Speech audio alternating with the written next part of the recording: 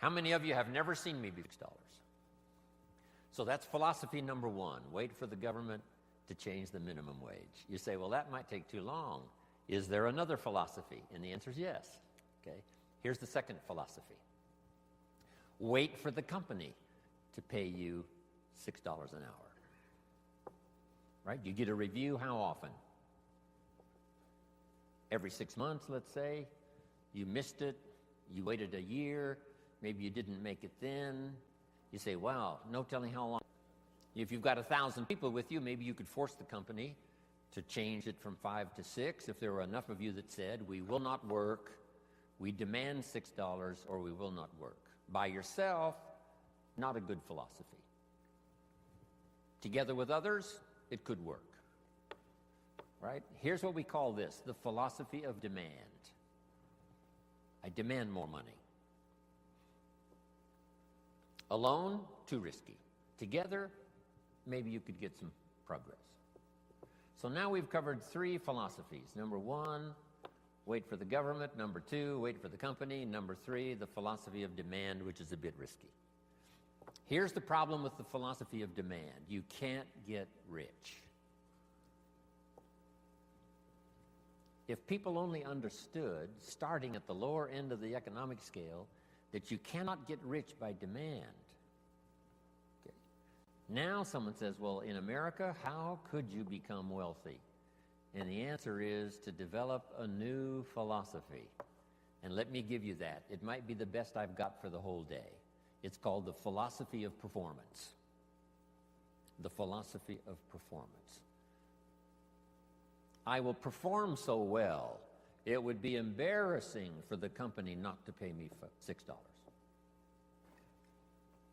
Then I would perform so well, it would be embarrassing for the company not to pay me $8 an hour, $10 an hour, $20 an hour.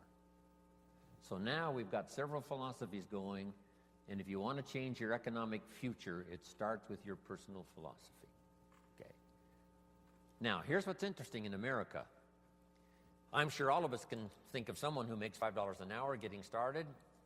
Can anybody in the audience think of someone who makes $50 an hour? Do you happen to know anyone that makes $50 an hour? Anybody know somebody that makes about that much money? So jot this down now, because you've got to teach it to the children, because they're not teaching this in the ordinary schools. It's possible in America to multiply your income by 10. If you take nothing else home economically to pass on to your children or to someone else, just take that phrase home. Jim Rohn taught us it's possible in America to multiply your income by 10. It's possible. If kids knew it was possible, do you think they would ask, how can you do that? If they knew it was possible, wouldn't the next question would be, how could I do it? If it's possible, how can I do it? Now you just teach them how to do it. How to multiply your income by 10. Now jot this down. A good economic question. Once you've multiplied your income by 10, is it possible to multiply it by 10 again? Not only to multiply it by 10, but to multiply your income by 10 again. Do you know anybody that makes $500 an hour? Can you think of someone? Makes $500 an hour? Right. My Beverly Hills lawyer makes more than $500 an hour. So jot this down. It's not only possible in America to multiply your income by 10, it's possible to multiply it by 10 again. Do you think kids would be excited to hear this philosophy? I'm sure they would. How can you multiply your income by 10 and then multiply it by 10 again? Now, if you multiplied it by 10 and then multiplied it again by 10, would it be possible? Would it be possible to multiply it by 10 again? Can you think of anybody that makes $5,000 an hour? What do you think I get paid? I mean, this is such exciting stuff. I'm a kid from the farms of Idaho. I was 25 years old before I learned that you could multiply your income by 10 and then multiply it by 10 again and then multiply it by 10 again. This is mind-boggling stuff. $5,000 an hour. Now, would it be possible? Would it be possible to multiply it by 10 again? $50,000 an hour. Now, here's a good expression to use, especially for this group. You're all tuned in, especially the last couple of days. The best expression is, of course. Could you multiply your income by 10? Of course. Could you do it again? Of course. Could you do it again? Could you do it one more time? $50,000 an hour. You know, I've lectured with General Schwarzkopf and Colin Powell. I had lunch once with Colin Powell a few years ago. Schwarzkopf gets about $65,000 for a one-hour speech. $65,000. So how could you finally get to $50,000 an hour? Answer: become a general in the Army. Yes. And lead the troops in the Gulf War. But what I'm trying to say is the possibilities here, let's just say, are just unlimited. You can multiply your income by 10, then you can multiply it by 10 again, and you can multiply it by 10 again. Now, we're only talking economic values. There's all kinds of other values in terms of personal development, but this is it. Now, to climb this ladder, here's the possibilities. 63 million last year, one person earned. The possibilities, we would have to say, in our country, is what we call unlimited. Now, to climb this ladder as high as you wish to climb it, jot this phrase down now, because I don't think I'll talk about anything more valuable than what I'm about to share with you. Here it is. To climb this ladder economically as high as you wish to climb it, here's all you have to do. Learn to work harder on yourself than you do on your job. Learn to work harder on yourself than you do on your job. Once I understood that philosophy, it totally changed my life. I made my first fortune by age 32, starting at age 25. And I've made and lost a few fortunes since then. That one simple philosophy, that it's possible to multiply your income by 10, and then by 10, and then by 10, by 10. And here's the simple way to do it. Work harder on yourself than you do on your job. Here's how it was put to me. If you work hard on your job, you can make a living, which is fantastic. If you work hard on yourself, you can make a fortune, which is super fantastic. At age 25, I went to work on myself. The difference in my economic future was so startling, even in the early years, that I never went back to the old ways. I never went back to the old philosophy. I never went back to the old disciplines. I accepted the new ones, and it changed my life forever. Unbelievable. Here it is in philosophical terms. Just jot this phrase down. This is a good one. Success is something you attract by becoming an attractive person. Success is not something you pursue. Success is something you attract by the person you become, by becoming an attractive person. Now, what could you think of that would start to make you more attractive to the marketplace? This is such simple ABC stuff. Okay? Let me give it to you. Let me start with this. Jim Rohn's view of the 21st century. We've begun a new century, 21. We've begun a new millennium, number 7. Some scholars hold great significance to this 7th millennium. And I think it's probably true. It's going to be the most extraordinary time in the history of the human race, I think. And these opening years now of the new millennium and the new century, how could you take advantage of this extraordinary time in human history and make for yourself an extraordinary life? Because it's all possible. So jot this little quote down now. It's one of the best I've come up with, I think, lately.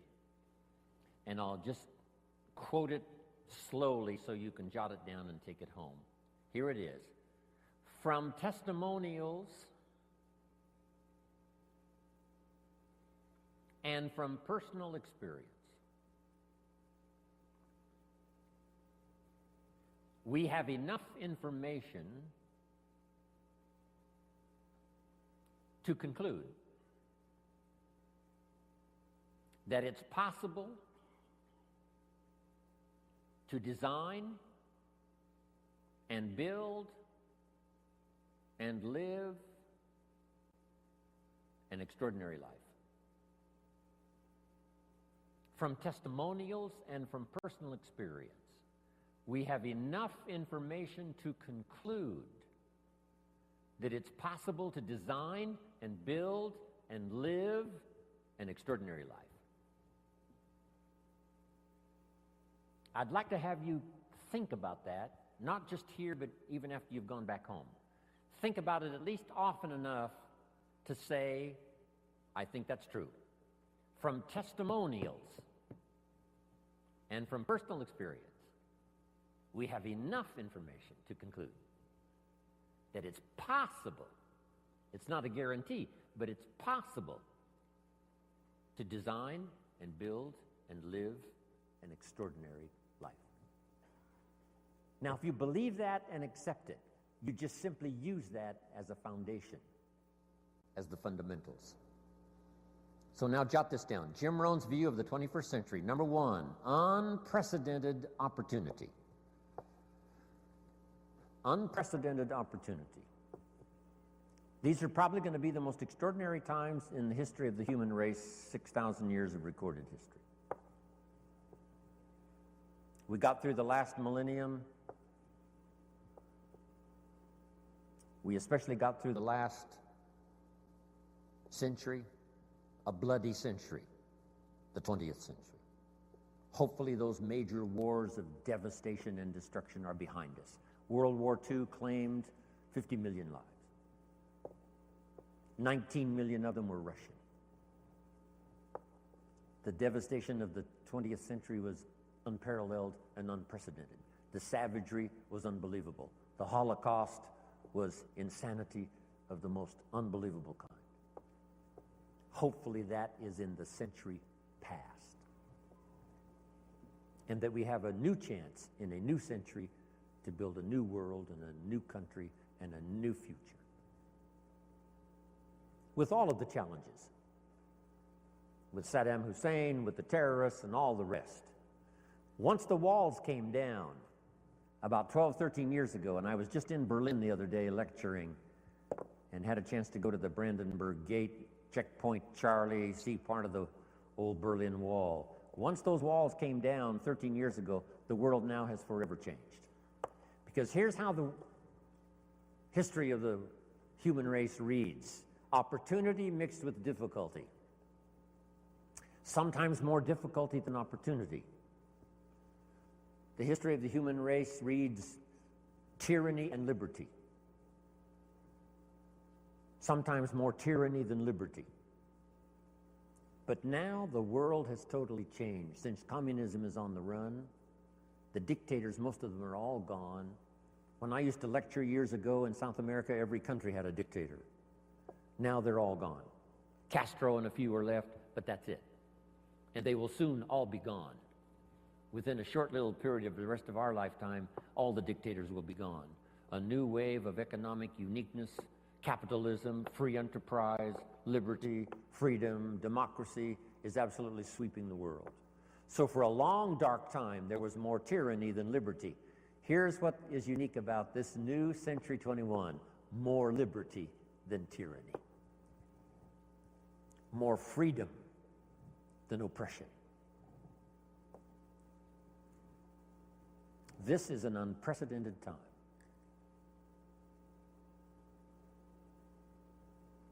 Unbelievable opportunity. We have the technology to accomplish the most incredible things. We pick up a telephone now and talk to somebody on the other side of the world with ease. It's incredible.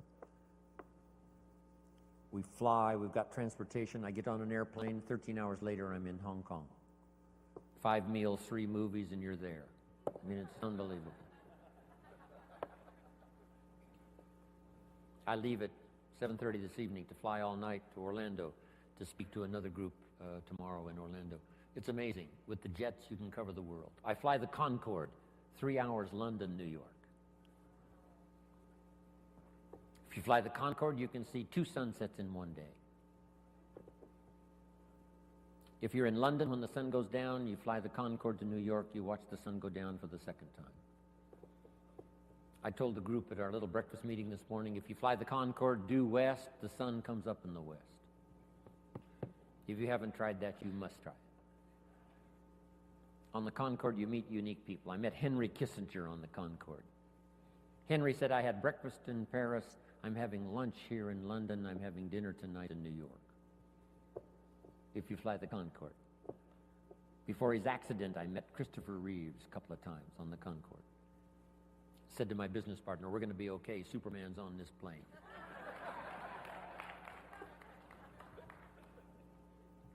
This is unprecedented opportunity now, the 21st century and the beginning of the 7th millennium. These are extraordinary times.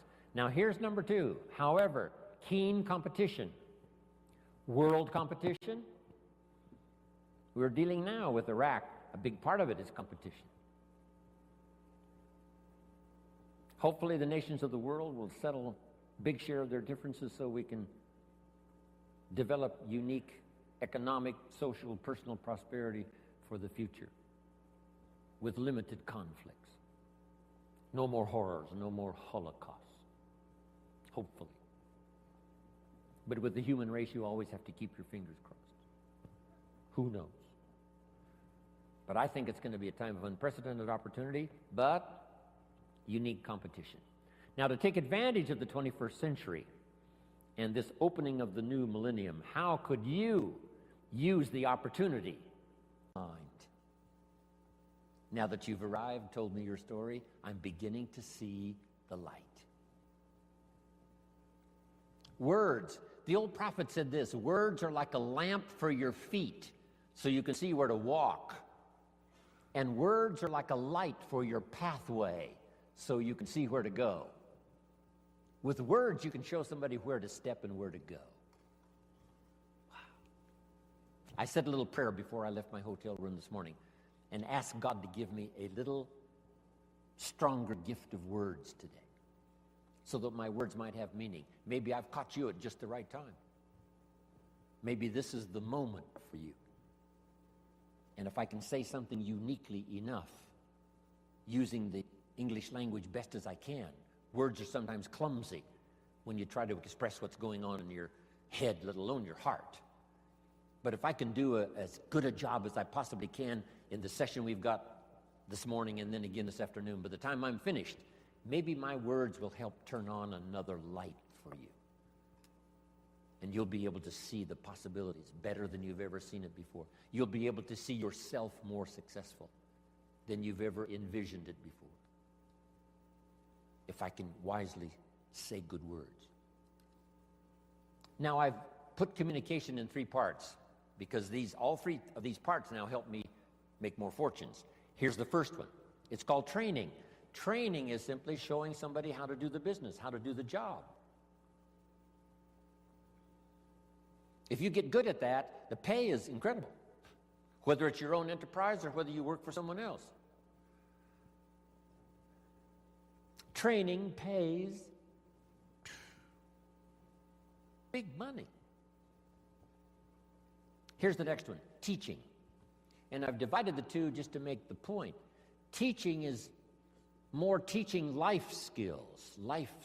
Teach somebody how to set goals. Gary mentioned, right, making the list and checking them off. Today he gets to check one off. Jim Rohn arrives in San Jose, Santa Clara. I'm so excited about that. Teaching leadership. teaching management, teaching how to become powerful, gifted, influential, teaching father skills, mother skills. I've now, the last 15 years, learned grandfather skills. I set a goal when I became a grandfather to be one of the best grandfathers any grandchildren ever had in the whole wide world. I practice it. I think about it. How to use my newfound life as a grandfather and learn every skill possible to dazzle my grandchildren. I'm one of the best.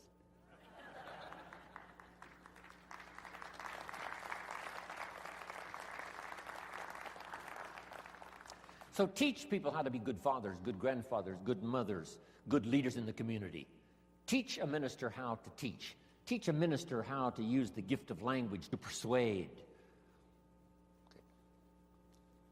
So communication is part of its training, part of its teaching. Here's the best part. No, here's number 3 in the gift of language, and that's learning how to inspire.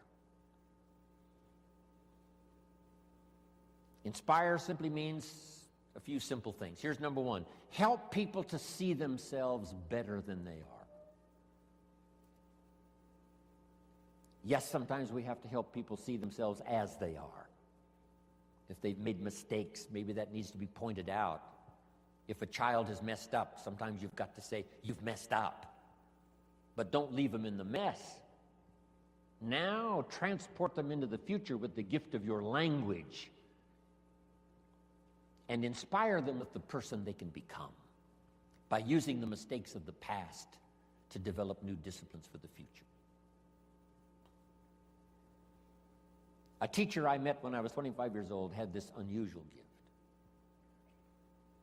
He said, Mr. Rohn, if you keep learning as you're learning now, one of these days you'll walk into a room full of people and you'll hear someone say, there's the man. That's the man. That's the famous man. I thought, well, that could never happen for me. Sure enough, it did. He said, it will happen. And I think when I walked in here this morning, I heard someone say, that's him. That's the man. That's the famous man.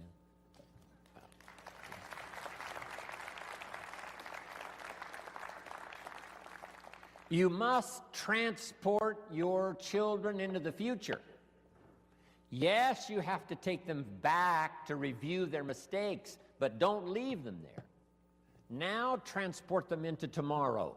Transport your children into next week. Help them to see themselves 30 days from now, 90 days from now, 6 months from now. Help them to see themselves successful. It's your gift of language that can do that. Help them to have faith for themselves and faith for the future. The sacred writing says this: faith comes by hearing words, good words. Somebody who well chooses their words and delivers them with uniqueness can inspire faith for somebody to believe the most impossible things can be possible. And that excitement of possibilities comes from hearing or reading unique words. One of the best phrases I could give you for the day, here it is: don't be lazy in language. Don't be lazy in language, because the gift of language can create a career. It can help somebody see the way into the future.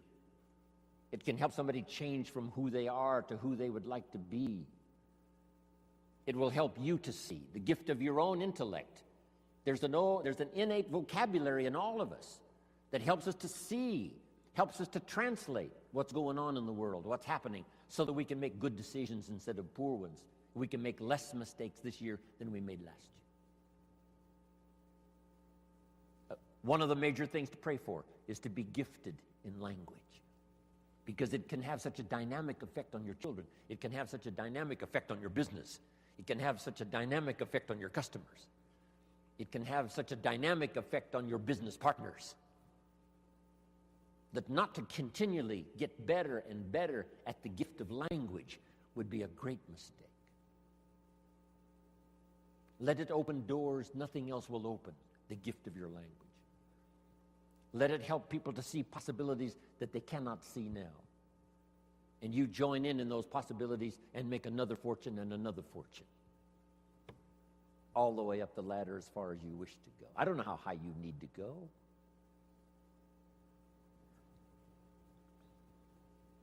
What were the instructions given to the first couple after the garden experience, Adam and Eve, according to the storyteller?